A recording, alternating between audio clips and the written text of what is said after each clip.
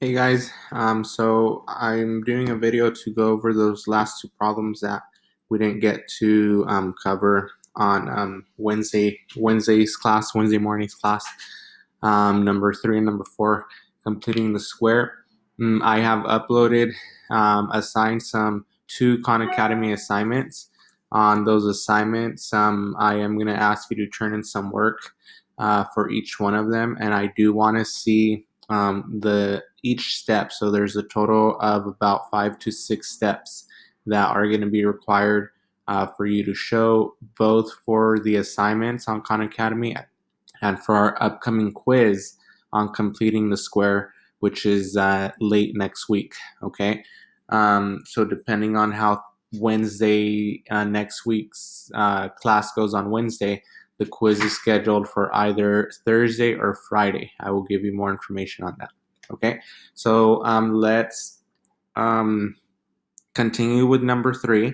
Okay, so first thing is we want to make sure, number 1, that the lead term has a value of 1, which in this case it does. And number 2, we want to make sure that this term right here, this constant, is on the right side of the equation. Okay, so we want to get it over here on this side. All right, well, the only thing that the only way to do that is by doing the inverse operation. In this case, we're going to subtract 1 from both sides. Okay, and we're going to be left with x squared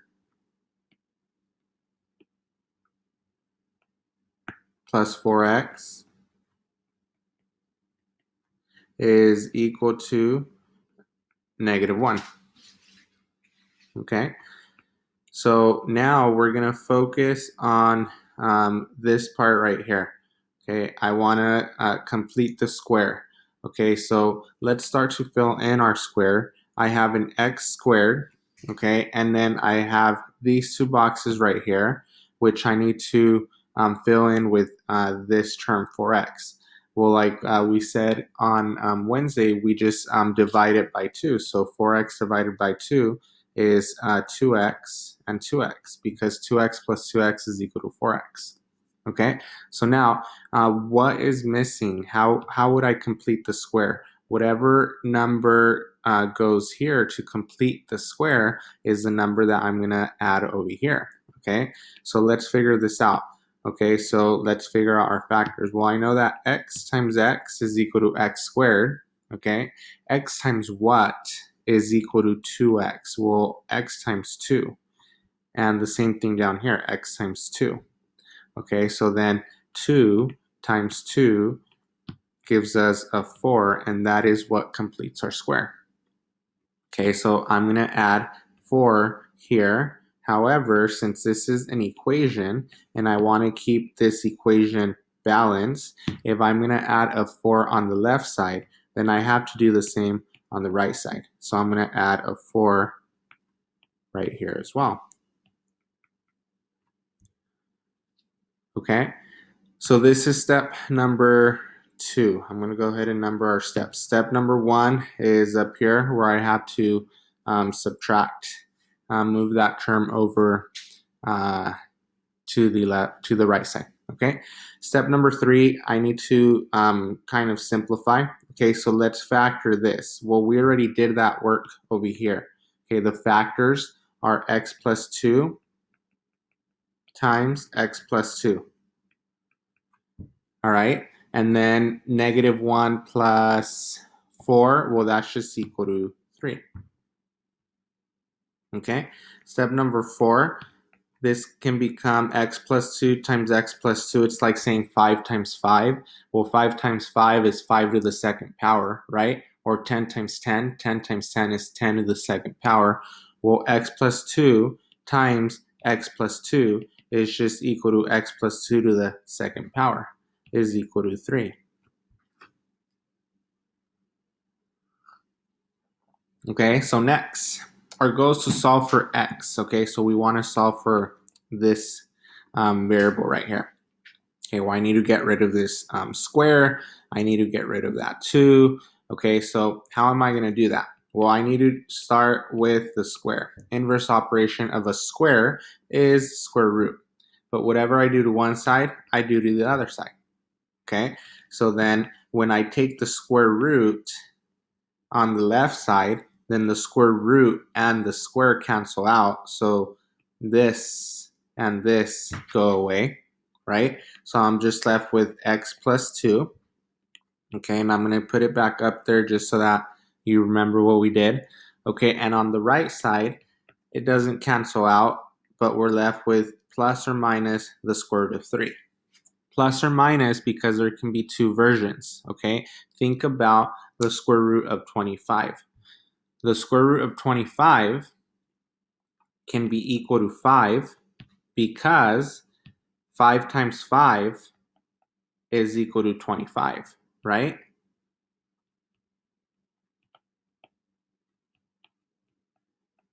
The square root of 25 can also be equal to negative 5 because negative 5 times negative 5, a negative times a negative is a positive, will be equal to 25.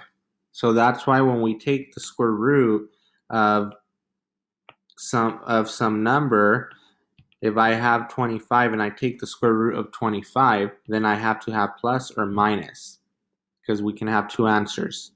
Okay, so continuing, last step before we can solve for x, I need to get rid of this. Okay, well, I'm going to subtract 2 from here and subtract 2 from here.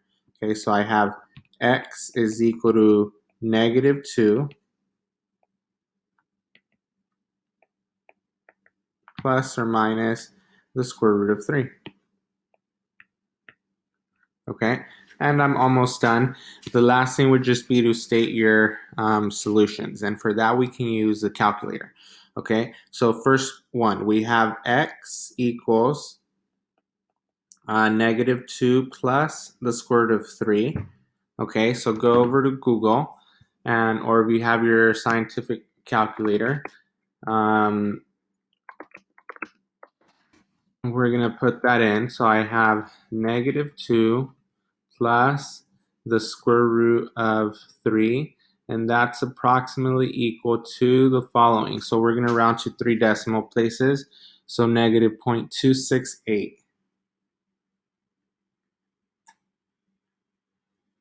Okay, and then your other solution is going to be negative 2 minus the square root of 3. Okay, so because we have plus and we have minus. Okay, so plus is right here and then minus is right here. Okay, so clear this, negative 2 minus the square root of 3 equal to approximately, if we round it, negative 3.732. Okay, let's make this a little. Oops. All right, so here are my two final answers. All right, so last thing is we're going to verify this. Okay, if I head on over to Desmos and I graph what I originally started with, which was this x squared plus x squared plus 4x plus 1, okay? I want to verify that these are the solutions that I get on the graph. Okay, so x squared plus 4x plus 1. All right, so if I look at my solutions, here is the first one, okay, which is right here. Perfect. And then the second one, here is the second one, which is right here.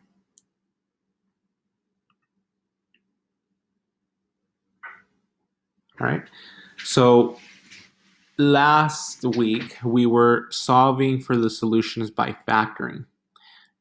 Now we're solving for the solutions by completing the square. Two different process, two different ways of solving, but it comes down to the same answers if you're doing the work correctly. Okay. So again, for your quiz and for Khan Academy, I want to see all of these steps. This is why I'm doing this video. If you do not show me these steps, if you just ignore all of this, okay, you don't show me any of this, and you just state the answers, you go from here to stating your answers, well, that tells me that you use Desmos or that you use an application to get you the answer. And I'm not going to give you any credit. Okay, you're going to receive a 0. So make sure that you are practicing before you take that quiz. All right, so let's do the next one. We have x squared minus 6x plus 3. All right, so let's begin with our, I'm going to do this a different color so that we can, it doesn't get mixed up. Let's do it in green. All right, so step number 1, we want to move this term. Now we have to add 3. Okay, do the inverse. So we have step number 2, x squared minus 6x is equal to 3. Okay, let's begin to fill in our square. So x squared goes here. Negative 6x gets split into negative 3x and negative 3x. Okay, so then we have the following: x times x times negative 3, x times negative 3, and negative 3 times negative 3 is positive 9. So that's what I add here and here in order to keep my equation balanced. Okay, if I add 9 on this side, I'm going to balance the equation by adding 9 on this side. Okay, step number 3 is to factor this. Well, we're just going to use our factors that we found here. So I have x minus 3 times x minus 3 is equal to 12. 3 plus 9. Step number 4, we're going to begin to simplify. So x minus 3 times x minus 3 is x minus 3 to the second power is equal to 12. Step number 5, I need to begin to solve for x. So I'm going to take the square root of that and the square root of that. Okay, so the square root cancels out the square. So I'm left with x minus 3. And on the right side, I'm left with plus or minus the square root of 12. Okay, I want to move this over here so I can get x by itself. So add 3, and I'm left with x equals 3 plus or minus the square root of 12. And that's it. Okay, split up your two answers. So first answer is 3 plus the square root of 12, and the second answer is 3 minus the square root of 12. So let's check on Google what this is. So clear this. 3 plus the square root of 12 is approximately equal to 6.464. And then 3 minus the square root of 12 is equal to approximately negative 0.464.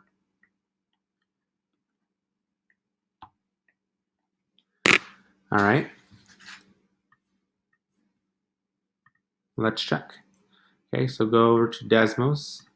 Let's graph. So I have x squared minus 6x minus 3, right? Checking the first one, 6.464. There we go, perfect. And checking the second one, negative 0.464. There we go. Okay, so again, we are solving for our solutions. Our solutions are the roots of the equation or the x-intercepts of the equation because they cross your x-axis. Okay, so we're solving for the x-intercepts, the solutions, the roots. All right, so Wednesday we will do some more practice on this. Make sure you guys attend class for period 2. We have class Wednesday at 9 o'clock in the morning. And then for period 3, we have class at 9:30 in the morning. Okay? We'll see you guys on Wednesday.